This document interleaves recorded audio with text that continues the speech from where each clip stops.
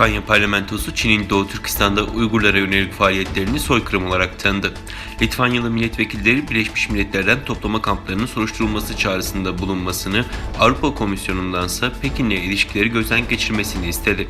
Uygurlara yönelik ağır insan hakları ihlallerini soykırım olarak tanıyan Litvanya, ABD, Kanada, Hollanda ve Birleşik Krallığın ardından bu kararı alan 5. ülke oldu. Karar çerçevesinde Çin'den Hong Kong'daki ulusal güvenlik yasasını kaldırması, gözlemcilerin Tibet'e girmesi ve ruhani lideri Dalai Lama ile görüşmeleri de isteniyor. 1940-1991 yılları arasında Sovyet yönetimi altında bulunan Litvanya, Rusya ve Çin gibi komünist ülkelere yönelik politikaların daha sert hatlar içermesi konusunda girişimlerde bulunuyor. Geçen Mart'ta Litvanya, Çin'in kendi toprakları olarak gördüğü Tayvan'da bir ticaret ofisi açacağını açıklayarak Pekin'in tepkisini çekmişti.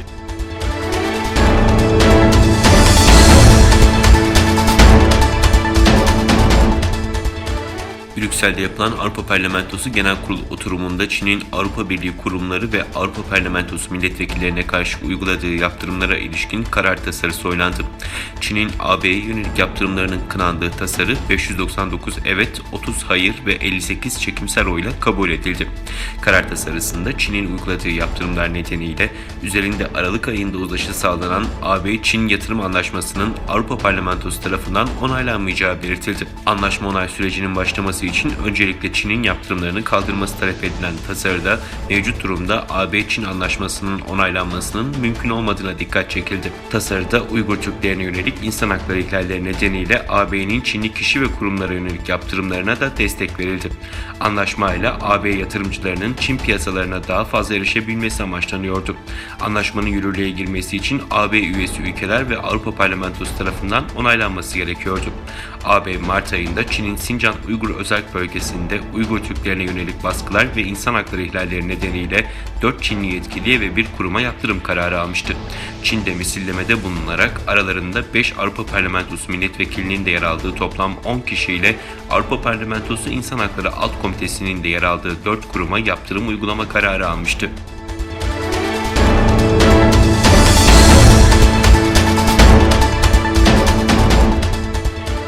Çin ordusunun Güney Cephesi'nden sorumlu komutanlığı USS Curtis Wilbur adlı savaş gemisinin Paracel adaları yakınlarındaki sulara izinsiz girdiğini ve Çin'e ait gemilerle uçakların ABD gemisini takip ettiğini açıkladı.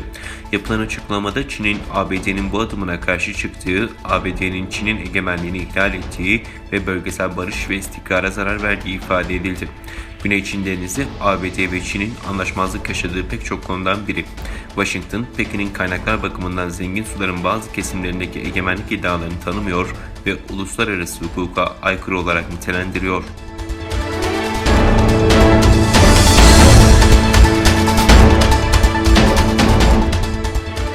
Asya News'in haberine göre üst düzey Kuzey Koreli bir yetkilinin Mayıs başlarında Çin menşeli bir ilacı kullandıktan sonra yaşamını yitirmesi üzerine ülkenin lideri Kim Jong-un başkent Pyongyang'daki hastanelerde Çin'de üretilen ilaçların ve COVID-19 aşılarının kullanımına yasak getirdi.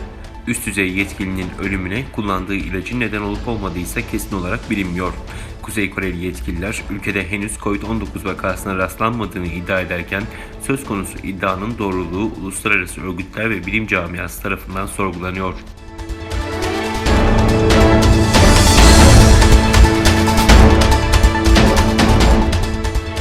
Hamas ve Mısır Devlet Televizyonu, İsrail'de Cuma gecesi Türkiye saatiyle 2'den itibaren Gazze şeridinde çatışmalara son verileceğini açıkladı. İsrail Başbakanı Benjamin Netanyahu'nun ofisinden yapılan açıklamada güvenlik kabinesinin Mısır'ın önerdiği karşılıklı ve koşulsuz Gazze ateşkesine oy birliğiyle onay verdiğini ancak uygulama saatinin henüz kararlaştırılmadığını bildirdi. ABD Dışişleri Bakanı Antony Blinken'ın İsrail-Filistin meselesini görüşmek ve taraflarla temaslarda bulunmak üzere bölgeye gideceği bildirildi.